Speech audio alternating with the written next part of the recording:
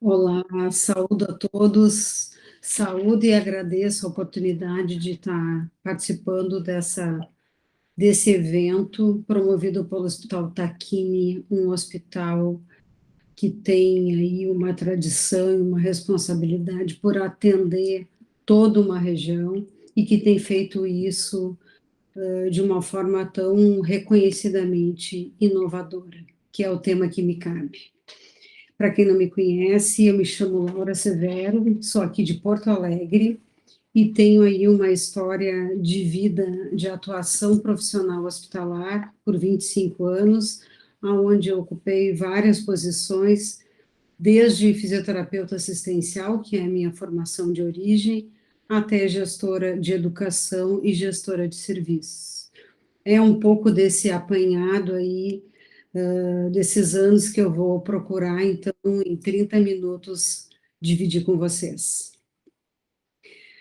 Agradeço novamente, não posso esquecer, a figura do Fabiano Frâncio, que é um gestor, um educador e, antes de tudo, uma pessoa preocupada com relacionamento e com cooperação, que também, de certa forma, abriga o tema do que nós vamos falar.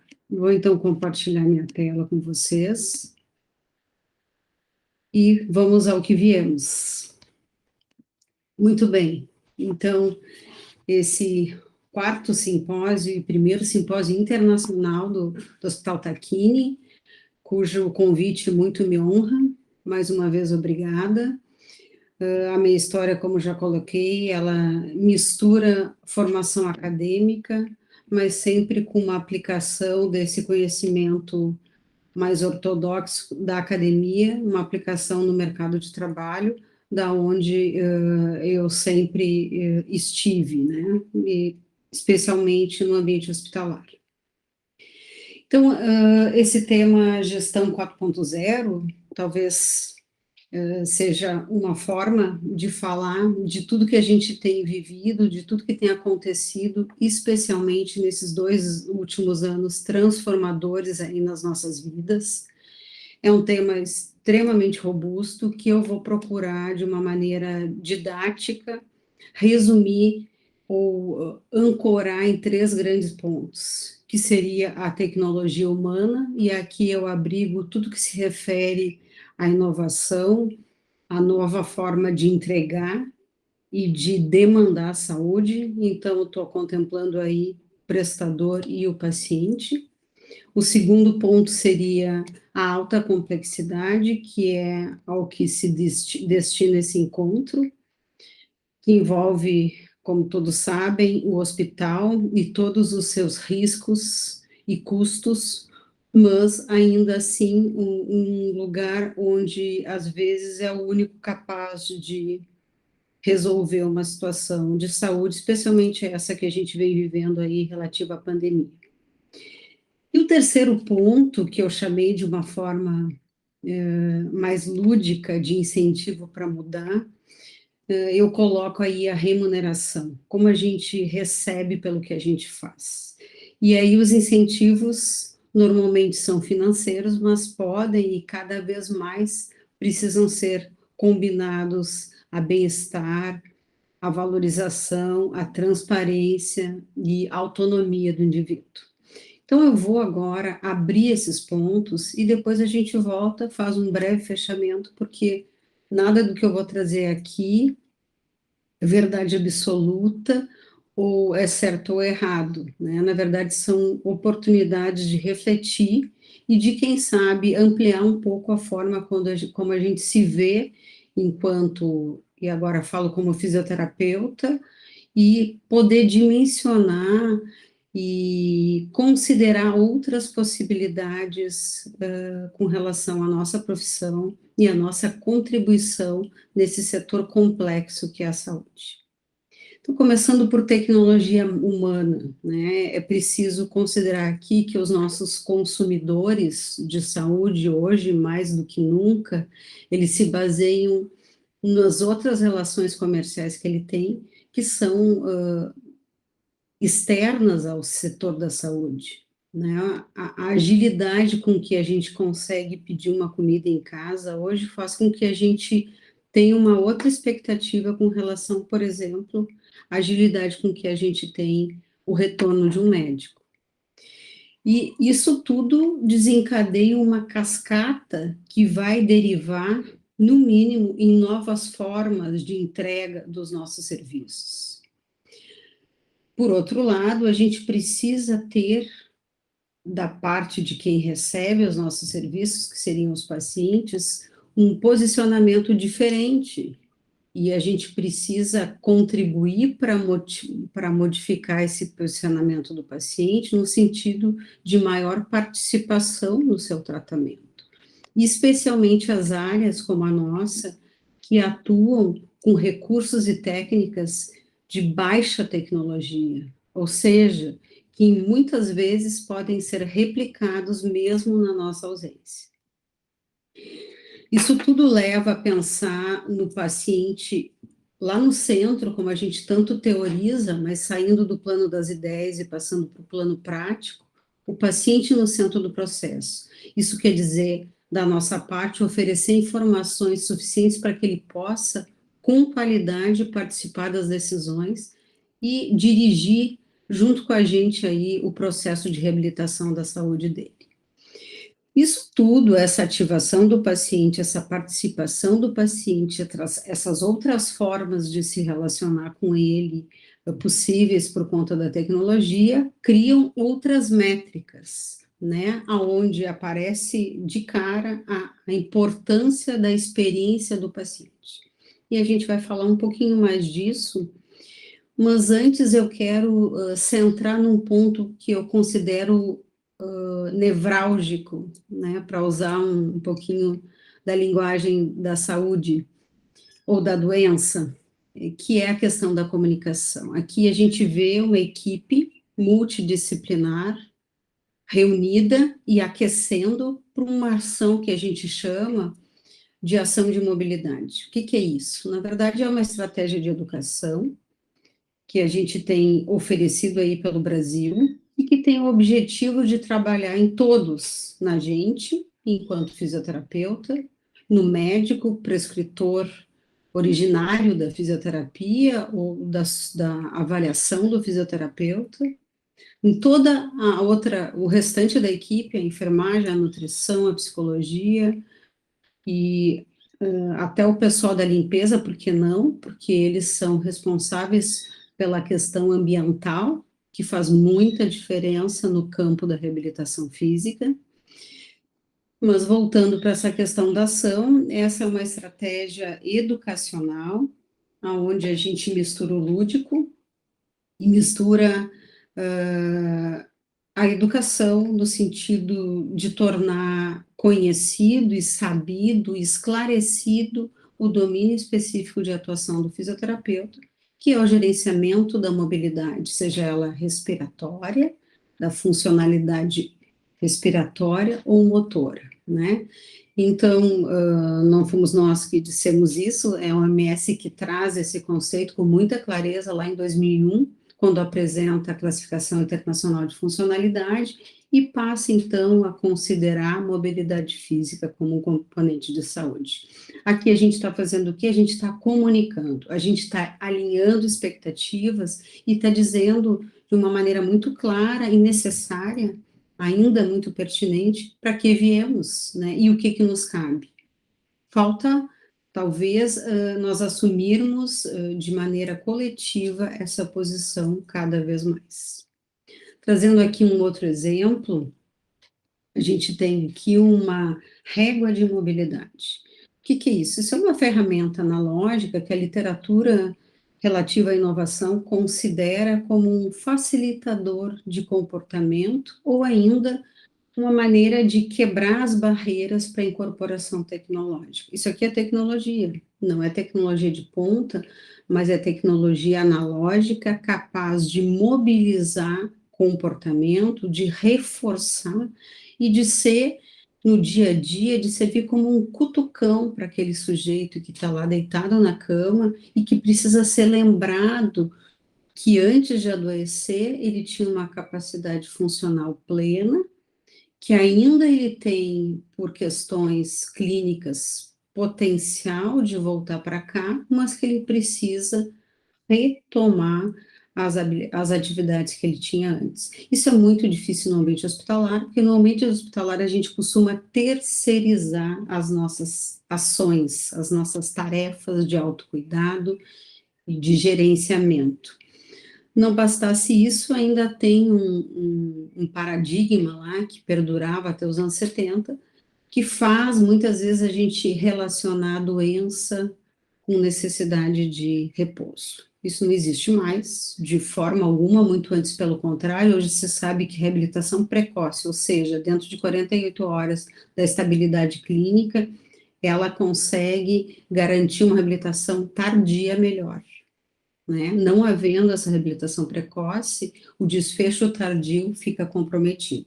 Então, a gente chama isso aqui de BIMs, que são facilitadores de comportamento, eles são palpáveis, eles utilizam a sugestão e o reforço visual para incorporar alguma outra, ou comportamento, ou atitude, ou então até mesmo tecnologia. Que é o nosso caso, a gente utiliza uma ferramenta digital, e essa escala aqui eu vou falar a seguir, ela expressa ou ela apresenta o cabeçalho de uma das escalas que estão inseridas na nossa ferramenta.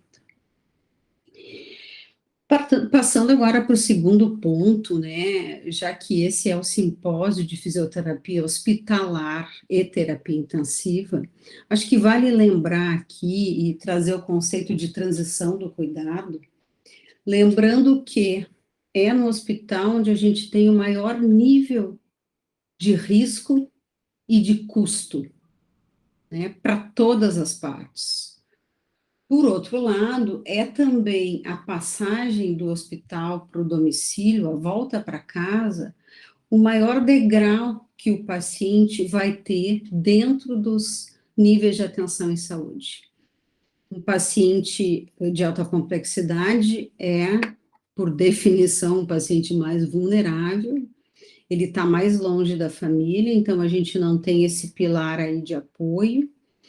Os desfechos que estão envolvidos no momento de doença crítica ou de situação crítica, como uma cirurgia, por exemplo, eles são mais definitivos, são mais duros, então, de novo, apontando para um risco maior. Isso tudo faz com que as antecipações, as triagens de risco sejam ainda mais complexas. Não é consenso, não é uma prática habitual, mas eu tenho defendido muito que, assim como a gente tria queda, a gente deveria triar risco de declínio funcional, a partir do status funcional prévio e das condições do dia a dia daquele paciente, né, que vão desde a idade extrema até a combinação de medicamentos que ele está usando, entre outras coisas. Mas abrindo um pouquinho mais a questão da complexidade, eu já mencionei aqui que fisioterapia, ou serviços de fisioterapia, ou fisioterapeutas, utilizam recursos e técnicas que são características de baixa complexidade. Elas habitualmente estão desvinculadas à prescrição de medicação, que é considerada tecnologia, de suporte de vida, que é considerado tecnologia, ou mesmo de uma cirurgia, para trazer aqui exemplos simples, mas fáceis de visualizar. A fisioterapia ainda está vinculada à prestação de serviço de homem para homem, ou seja, um fisioterapeuta para um paciente. É claro que pensar em uma combinação diferente em tempos de pandemia talvez nos custe muito, mas quanto tempo a gente teve sem pandemia e ainda assim não aproveitando as similaridades funcionais e todas aquelas recomendações que a gente frequentemente vê nas recomendações de DPOC, de doenças crônicas, que indicam a socialização desses pacientes com perfis funcionais similares para que a gente potencialize o aspecto de educação, o aspecto de encorajamento, de motivação para se manter cuidando da sua própria saúde. Então, acho que Alta complexidade, é lógico que em determinados momentos é difícil pensar, mas saindo do CTI, a gente precisa começar a pensar em outras formas de entregar reabilitação física.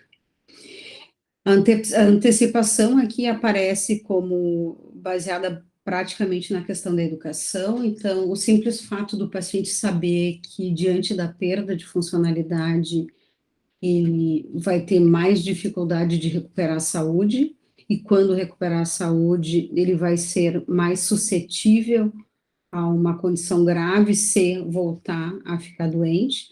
Então, são questões que a gente precisa pensar quando olha para o paciente que chegou no hospital, ou seja, que já passou por todos os níveis de atenção e não resolveu a situação de saúde que ele tinha. E mais do que tudo, é fundamental a gente tentar, à medida do possível, nesse ambiente de hospital, não terceirizar 100% das atividades de autocuidado, de gerenciamento da própria saúde. Chegando no terceiro ponto, eu trago aqui a questão do incentivo para mudar, né? É claro que existem infinitas razões aí decorrentes da pandemia que nos levam, nos exigem mudar, mas, por outro lado, existe uma razão bastante soberana que nos faz seguir igual, que é a forma de remuneração em saúde. Ainda, na grande maioria dos casos, dissociada de resultado e associada a volume, ou seja, não importa o que eu faça, o que importa é que eu faça bastante, e isso me garante uma maior remuneração. Então, é um incentivo muito perverso, ele está totalmente desassociado à eficiência, né, e certamente aqui paira um dos grandes desafios da gente fazer diferente em saúde. Mas a inovação propõe isso, né, que a gente reveja a forma como as coisas estão fazendo e ache uma forma diferente de fazer a mesma coisa, gerando resultados melhores e com custos justificáveis. Ainda dentro desse quesito incentivo para mudar, a gente precisa considerar que os desfechos da reabilitação da saúde como um todo, e da mesma forma na fisioterapia, eles não são desfechos definitivos ou desfechos duros, eles são desfechos substitutivos. Isso quer dizer, entre outras coisas, que são mais difíceis de mudar. Eles são mais intermediários, não é morte, não é cura, é melhora de qualidade de vida, melhora da capacidade ventilatória, redução de dor. Então, não há dúvida que eles são mais difíceis, mas ainda assim são possíveis. Não bastasse isso, existe na área da saúde como um todo uma questão que eu estou chamando aqui de supremacia técnica, onde não é novidade para ninguém, mas os gestores muitas vezes se tornam gestores porque são muito bons tecnicamente, ou então porque eles são muito bons na docência e acabam assumindo a gestão de um serviço. São habilidades e competências completamente distintas. Ocorre que a profissionalização, tanto na educação como na saúde, todo mundo sabe, ainda é um movimento mais lento do que nos outros setores da economia. Somado a tudo isso, que são questões talvez mais filosóficas, mas não menos importantes, a gente entra para as questões mais práticas. E aí, voltamos a falar de remuneração, e dentro da questão dos modelos remuneratórios, ainda estão a questão dos mecanismos de controle que esses modelos remuneratórios, invariavelmente, de alguma forma, ou em alguma circunstância, utilizam. Né? Lembro aqui que a gente está falando de um setor onde 80% dos pacientes que têm plano de saúde no Brasil, esse plano de saúde é pago pela empresa, e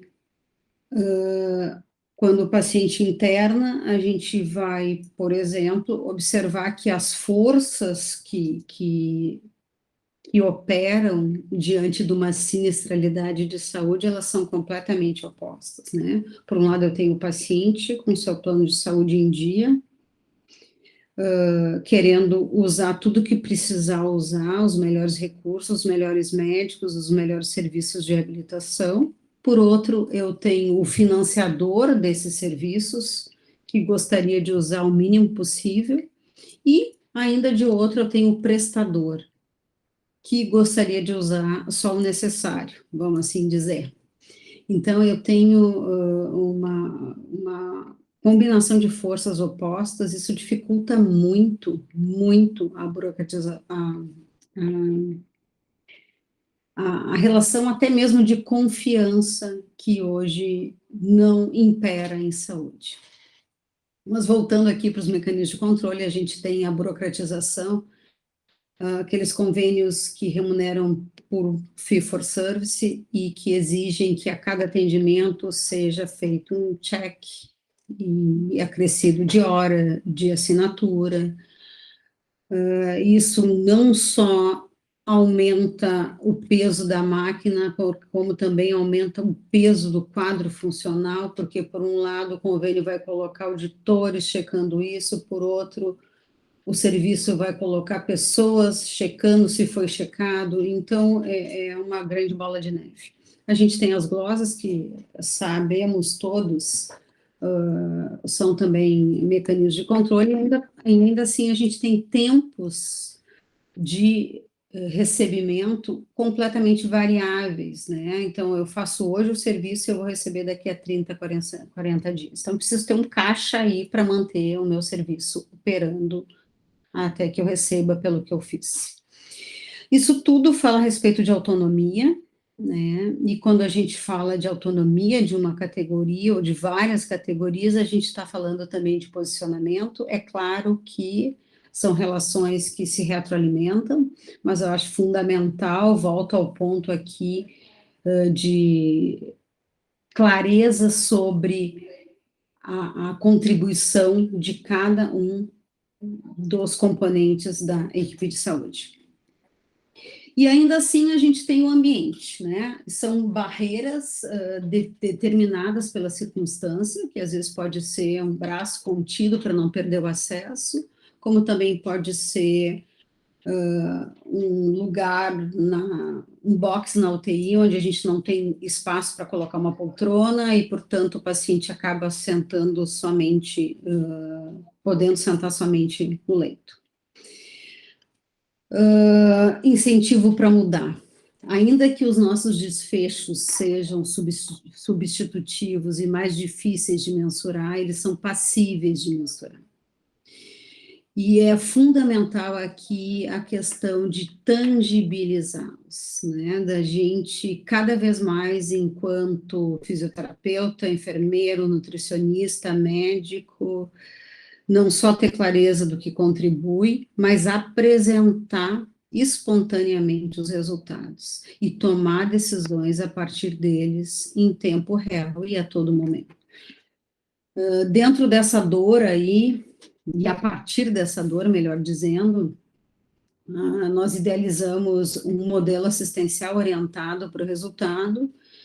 Isso começou em 2010, foi uma ideia que teve chance de ser implantada num grande hospital, amadureceu, e hoje esse modelo assistencial está abrigado numa ferramenta tecnológica, num aplicativo que se chama LUT. Essa ferramenta tecnológica, ela permite, por exemplo, além de dados quantitativos, a comparação entre dois serviços, informando, por exemplo, qual era o nível funcional, o status, o nível de funcionalidade prévio, né, dos pacientes, em média, que internaram num serviço ou outro. Isso nos mostra, por exemplo, o alvo terapêutico que eu tenho e o nível de complexidade desse serviço no que tange a função física. Além disso, eu tenho várias métricas relacionadas à funcionalidade, assim como eu tenho indicadores de eficiência, onde eu consigo somar todas as variações de mobilidades obtidas num determinado período de tempo e dividir pelo número de intervenções, tendo com isso ou passando a conhecer qual é o tamanho do esforço que o meu serviço precisa ter para produzir um resultado positivo no que tange à variação de mobilidade.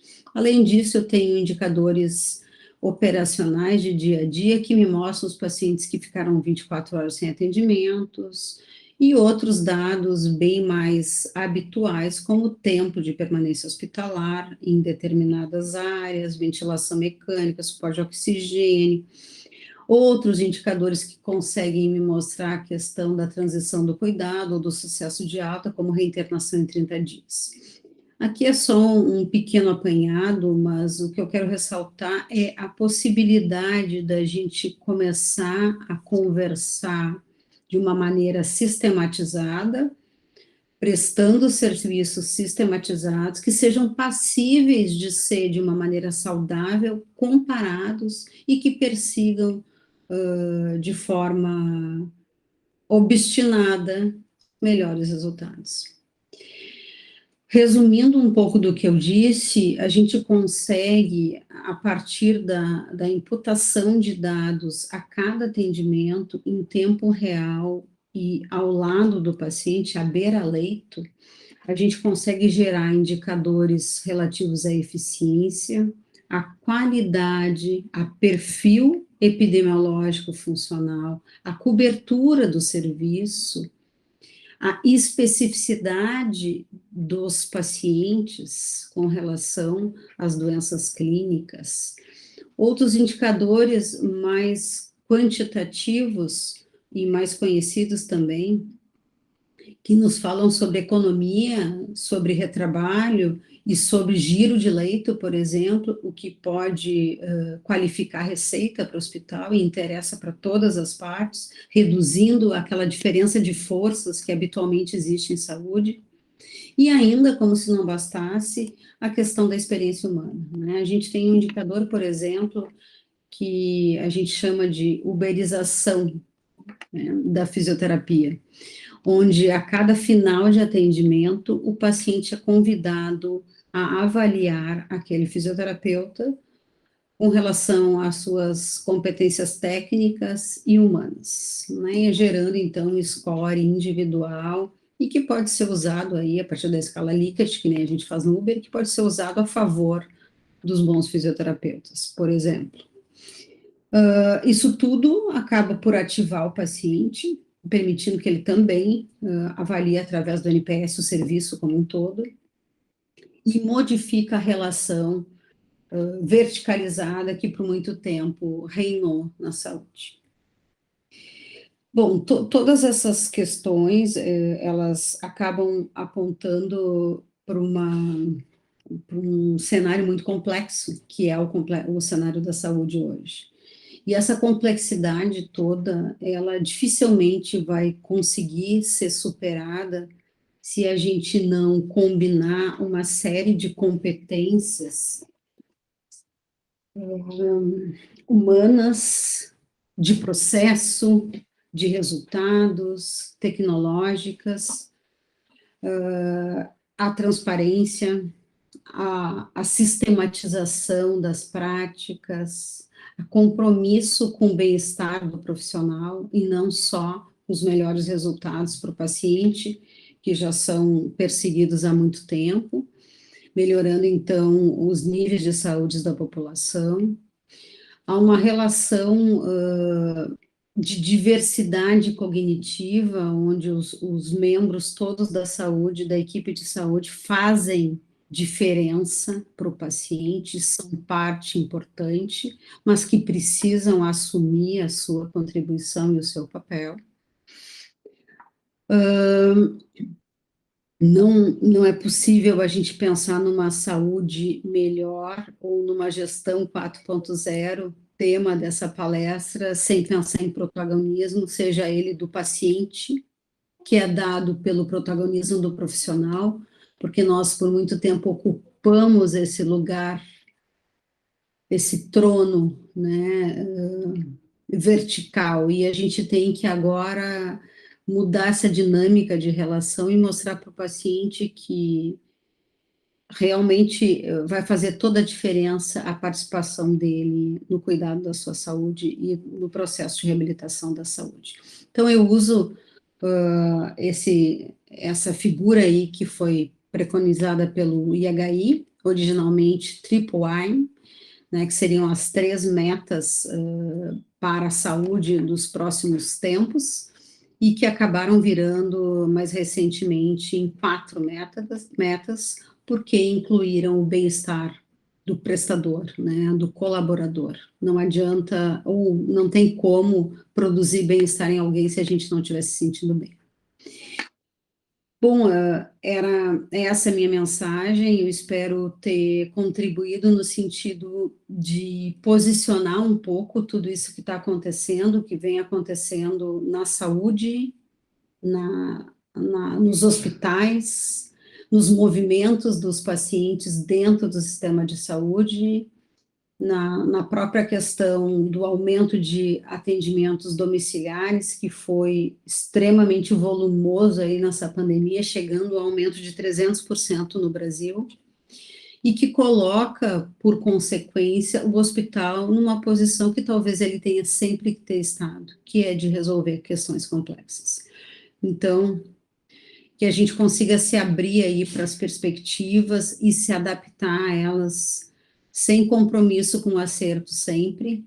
Isso também é um valor da inovação, mas com compromisso do propósito de acertar todas as vezes. Mais uma vez, muito obrigado, Taquini, muito obrigada a toda a equipe gestora, ao Fabiano e aos meus colegas. Era isso.